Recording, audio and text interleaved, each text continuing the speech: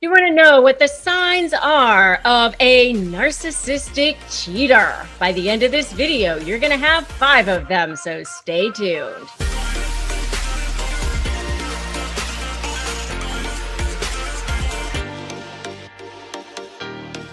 Hi, I'm Rebecca Zung. I am an attorney. I am a narcissist negotiation expert and a best-selling author. And in these videos and on this channel, I give you tips, tricks, and resources on how to spot narcissists and also negotiate with them in a way that allows you to feel powerful and shift the dynamic, turn the tables on them, and manage them in a powerful way. And if that's something that you want to do, feel free to subscribe to this channel and hit that notification bell. All right, so let's talk about those 5 signs. So let's talk about narcissists first. Okay, so narcissists in general, they need an endless amount of what? Say it with me. Oh, yes, supply. They want to feed that ego. They are empty inside. There's nothing going on. They have no sense of self. They feel like a shell. So they got to try to pile it all on the external. So what does that mean? They go searching for anything to make them feel good on the outside. And that's anyone that makes them, give them that adulation. You look so good. You're so beautiful, or you're so handsome. You're so amazing. Anything that feeds that ego, right? So that external validation, it's a black hole. Like it just got to be fed all the time. And remember, they have no empathy. They have no really sense of guilt because they feel entitled. The DSM-5 is what the psychologists and psychiatrists use to measure whether or not somebody's actually a narcissist. And one of the items on that DSM-5, the 7 deadly sins is what I call it, is entitlement. So all of that leads to a foundation as someone who is a potential cheater. And I call the 3 deadly sins of a relationship the 3 A's: abuse, addiction, and adultery. And narcissists lend themselves very nicely to all 3. The 3 A's are they attack the integrity of a foundation of a relationship. There's no trust involved with that. So what are the signs?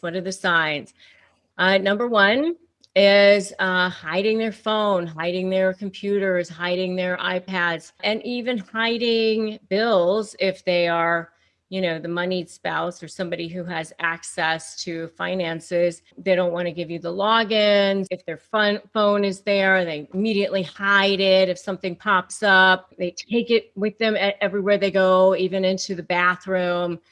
Never letting it out of their sight, grabbing it as soon as anything is there, credit card bills, grabbing the mail, not letting you see the mail. Because obviously if they're spending money on this person, Victoria's Secret, I've seen $15,000 Louis Vuitton bags being purchased for people. I've seen people get caught because of Victoria's Secret tag was found in a car, things like that. Jewelry popped up on a credit card statement that wasn't being given to them, things like that. So hiding their phone, hiding their computers, refusing to give logins, something like that can be a telltale sign for sure. Number 2 is boldly talking about how much they hate cheating, how much they hate cheaters, how much they condemn cheaters, how much they would never cheat. I talk a lot more about this, by the way, in my video on Is Derek Jackson a Narcissist? He was a YouTuber that ended up being a cheater, who was always condemning cheaters and then ended up being a cheater. So definitely check out my video on that guy. They might even tell tragic stories on how they were cheated on before, or how their parent cheated on the other parent, and how, or they were victimized, in some way. They really hate cheating. You know, these are the guys that they're like politicians a lot of times who are like on the morals committee, the ethics committees, and then they end up being the cheaters. You know, the ones. So the ones that boldly talk about how much they hate cheating. You've seen the memes out there where they say like a narcissist accusations are actually just their confessions. So yeah, that's sometimes often very true. So that's number two.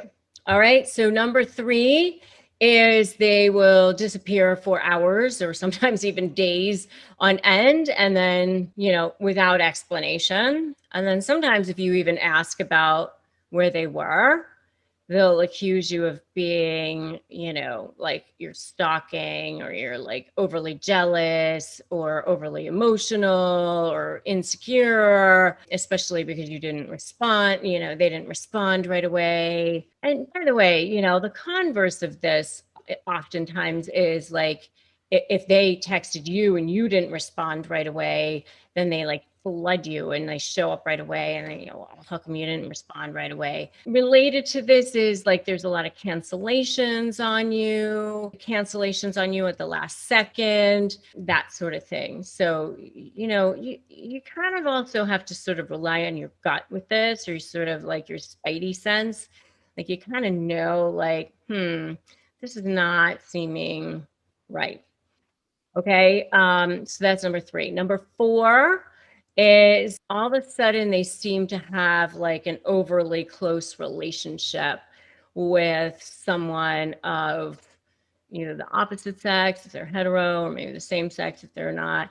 You know, suddenly these like flirtatious texts late at night, maybe with a coworker or a colleague, you know, they claim like sort of again, like if you ask them about it, like you're being overly dramatic, they project it onto you, like we're just working together, you're reading too much into it, we're just friends.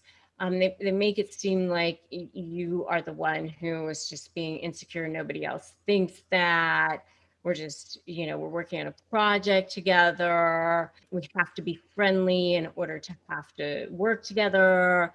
It's important for us to have a rapport, something like that. But you know, you're like, I don't know, like that just really seems a bit too chummy. You know, how come you're talking about your favorite songs or like your childhood or something, you know, like you're talking about things that aren't work related. They just always seem to have an explanation for it. If you know I'm right, by the way, and it's just so gross, give me a liars in the comments right now. Okay. And then the last one is, and this is something that I saw quite a lot back when I was like full on practicing as a divorce attorney, is like they really start to change their appearance a lot all of a sudden.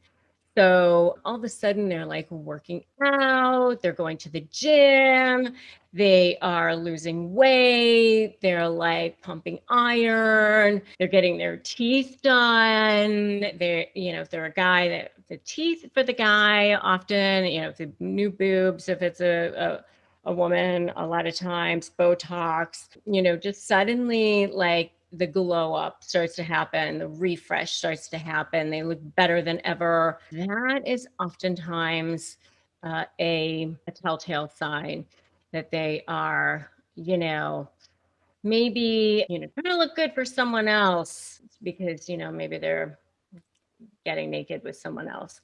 So those are some telltale signs that there may be some narcissistic cheating going on. If you know of some more signs, some other signs, drop me a comment below and let me know some other ones that you guys have seen.